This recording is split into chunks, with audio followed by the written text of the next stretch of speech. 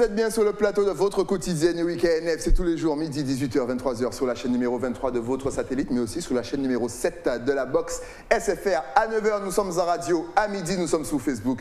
Et à 13h, nous sommes sur le YouTube d'Éclair FM TV. Personne d'autre. Bref, nous sommes partout afin de vous parler d'un petit peu de tout ce qui se passe en Guadeloupe. Et vous savez, en ce début d'année, j'adore vous faire lire. Oui, j'adore vous proposer de nouvelles lectures, de nouveaux bouquins, de nouveaux auteurs. Et là, je reçois un professionnel encore une fois. Il va vous présenter son livre. J'ai l'honneur de recevoir PSL, Patrick Saint-Luce. Qu'a nous fait? Bonjour, bonjour Stylie. Bien installé?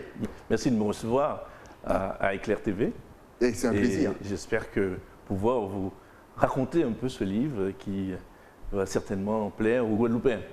Exactement. En plus, vous avez vu, là, on est chez nous, là, derrière, là, vous voyez, c'est les saintes. Terre de bas, terre de haut, terre de haut, terre de bas. Justement, donc on va commencer par le début. Tu as commencé l'écriture, à quel âge es-tu tombé dans l'univers de la littérature? Alors j'ai lu depuis tout petit, et puis surtout, on a le lycée qui nous aide aussi à la littérature. En première en particulier, j'ai eu l'occasion de faire des résumés pour mon professeur de littérature. Et c'est là que peut-être, petit à petit, que j'ai eu envie, puisque je suis d'abord un scientifique, tu le sais, je suis médecin, donc passionné des mathématiques d'abord. Et des rencontres ont fait que parfois on rencontre des gens qui sont sensibles à la littérature, comme je l'ai dit très très fréquemment, le professeur Juminaire, qui était recteur d'académie et avec un sociologue avec lequel j'ai beaucoup... je me suis beaucoup entretenu avec lui et c'est vrai que c'était un écrivain. Il avait écrit plusieurs bouquins et à partir de là, j'ai eu envie aussi moi, de faire un peu comme lui, on dira.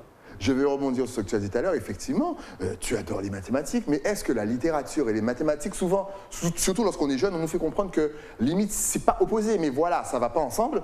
Est-ce que finalement, ces deux matières vont ensemble? Est-ce que dans l'écriture, on retrouve des mathématiques? À certaines disciplines comme la sociologie, on a des mathématiques et en même temps de la littérature. Exact. Et c'est vrai qu'en faisant cette matière de sociologie, j'ai pu me mouvoir, si on peut dire, entre ces deux spécialités.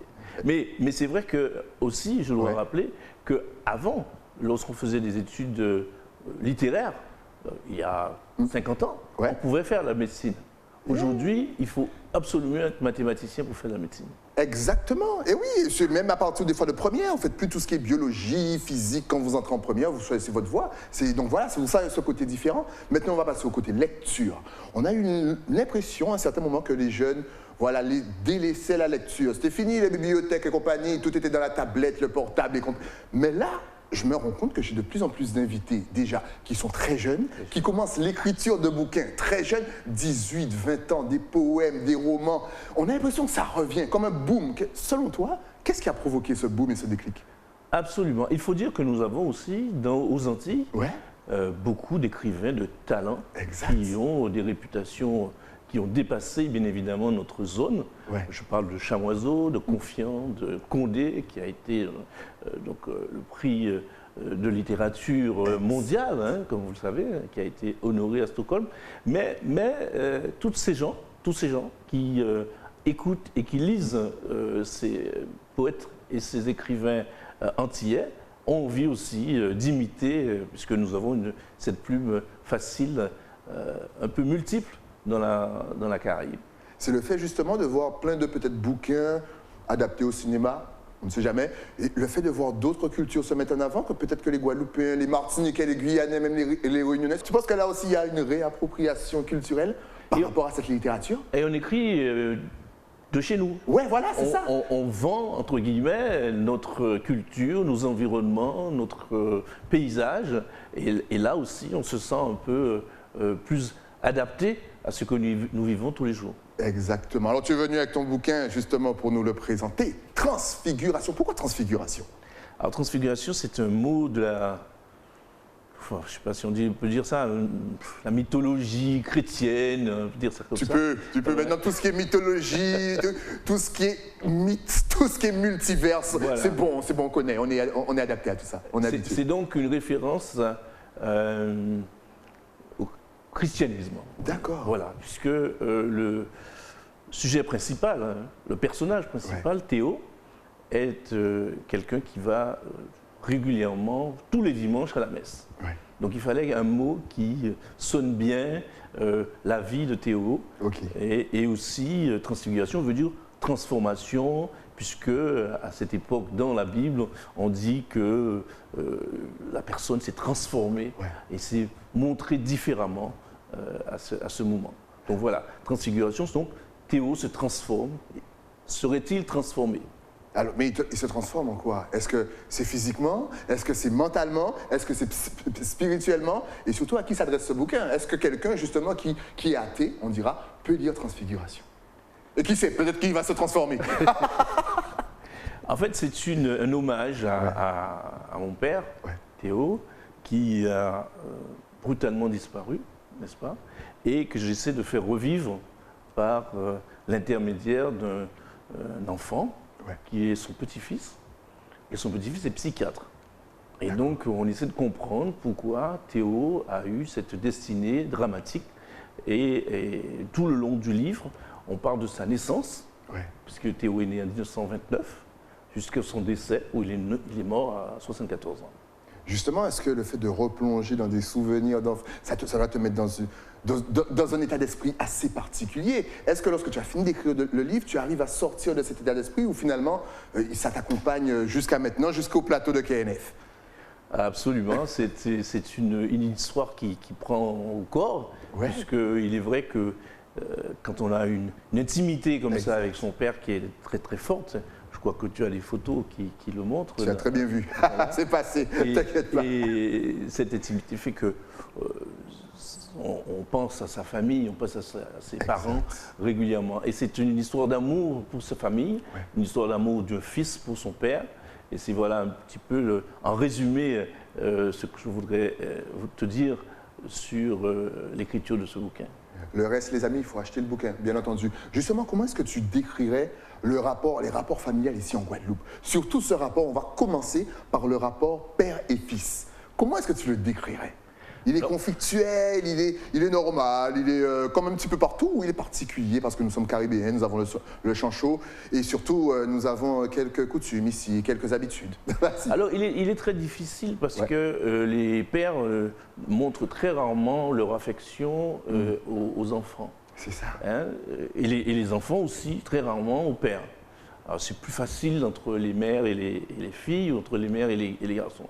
Cependant, particulièrement, moi, j'ai eu la chance d'avoir un père qui me montrait régulièrement son amour pour moi, qui m'a toujours poussé, qui m'a toujours dit que j'étais le plus gentil, le plus beau, le plus intelligent.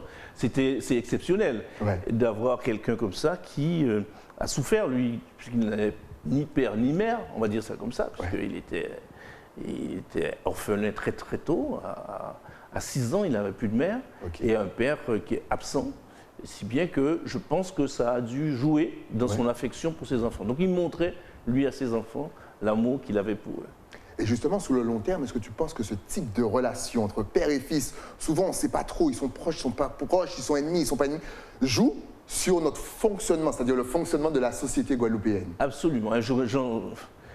Si tu veux, j'encourage les pères à avoir cette affection et de montrer aux enfants l'amour qu'ils ont, parce qu'ils l'ont, cet amour pour C'est à vous, justement. Mais ils n'arrivent pas à le montrer. C'est ça. Il faut le montrer. Et voyez, de montrer votre amour. Mais je sais que la nouvelle génération, elle montre beaucoup l'amour. Vous êtes très proche de vos gosses et ça fait plaisir. Ça, c'est bien. Justement, est-ce que tu as un regard sur la nouvelle génération des papas? Est-ce que tu vois un changement, même si bon, tu les côtoies pas peut-être tous les jours, mais est-ce que de loin, tu vois quand même un changement, ne serait-ce que dans l'attitude, dans la transmission, dans la présence même? Je trouve en effet que les pères, les jeunes pères, sont assez proches, ils accompagnent régulièrement leurs enfants au sport, par exemple. Exact. Ils vont faire des séances de pêche, ils lisent, ils encouragent les enfants à travailler bien à l'école, ils travaillent aussi avec leurs enfants. Et tout ça, c'est très, très positif parce qu'on a des résultats quand on dit à ses enfants qu'on les aime et quand on leur montre cet amour, on a des résultats. On a des enfants qui sont là dans la famille, qui ne prennent pas de la délinquance ou toute autre chose qui sont, on va dire, dramatiques quand on ne montre pas son amour pour son enfant. Et justement, est-ce qu'en lisant ton livre, un jeune père qui est un petit peu perdu, qui ne sait pas du tout comment faire, peut avoir certaines réponses à ces questions?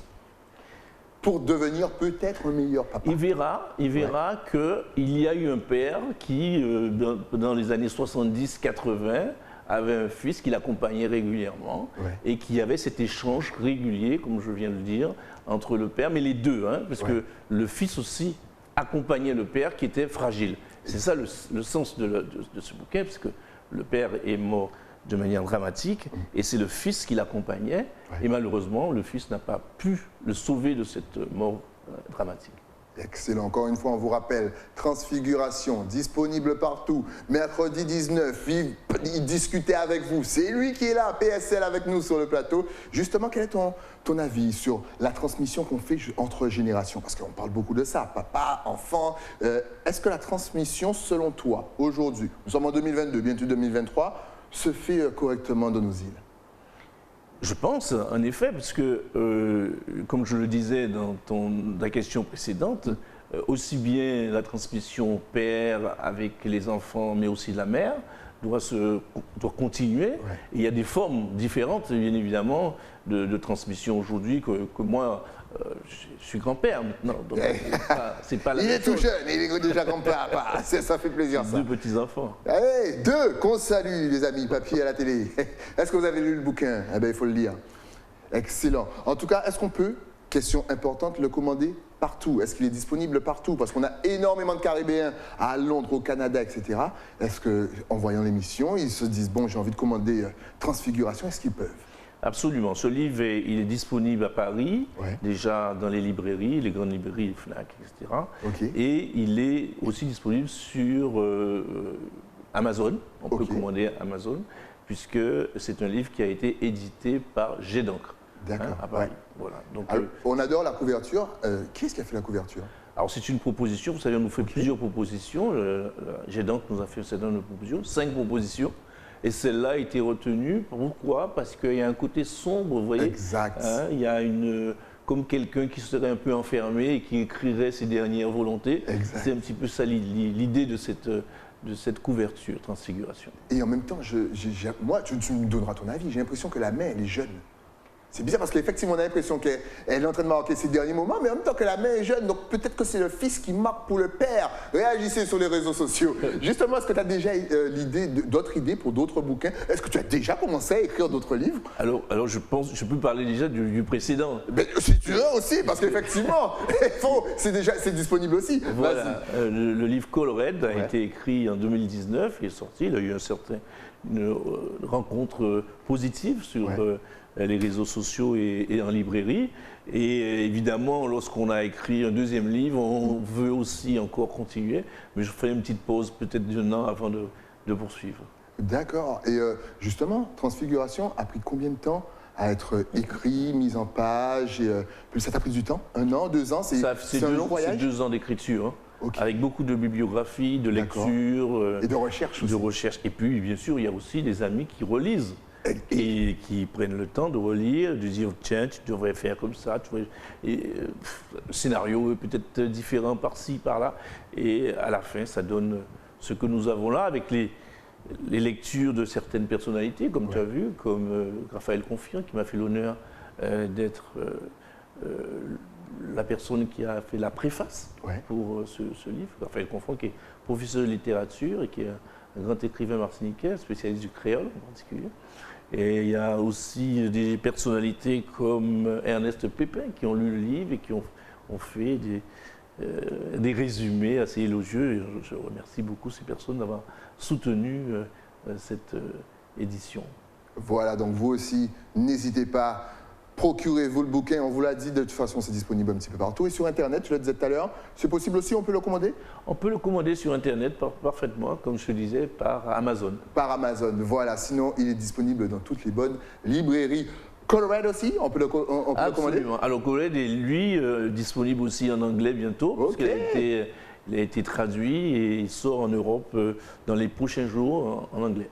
Et tu peux nous en parler, justement, déjà on voit la couverture qui est magnifique avec plein de couleurs. C'est un petit peu nous, c'est les îles, c'est les couleurs, c'est la chaleur. Est-ce que tu peux nous en parler aussi?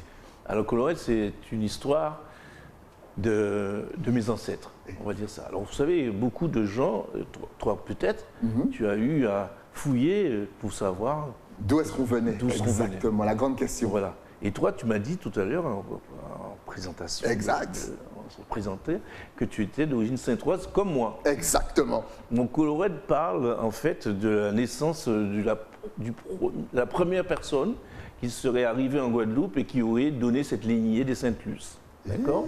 Et donc, je la fais naître en 1685 à Trois-Rivières, à l'habitation La Coulisse, où elle vit dans cette habitation et elle devient une personne qui s'occupe des plantes médicinales et qui est accoucheuse.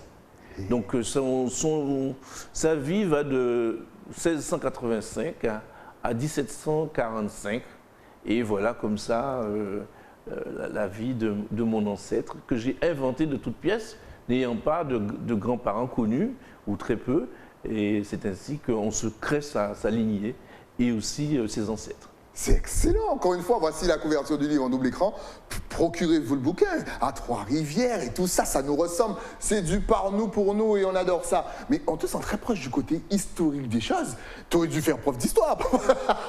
Il est parti pour faire les mathématiques, mais en fait, il fallait faire prof d'histoire. T'aimes ce côté historique, culture. Un jour, tu vas nous prendre un truc sur l'histoire de la Guadeloupe, j'en suis sûr. Alors c'est déjà un peu l'histoire de la Guadeloupe, Colorède. Oui, parce qu'on passe évidemment de la Guadeloupe de Trois-Rivières, avec toutes les habitations de Trois-Rivières, bien sûr, mais aussi on va aux Saintes, puisque, comme on le disait, la partie européenne de mon histoire, c'est aussi aux Saintes qu'on la retrouve, et à la poterie Fidelet en particulier, puisque une partie des ancêtres de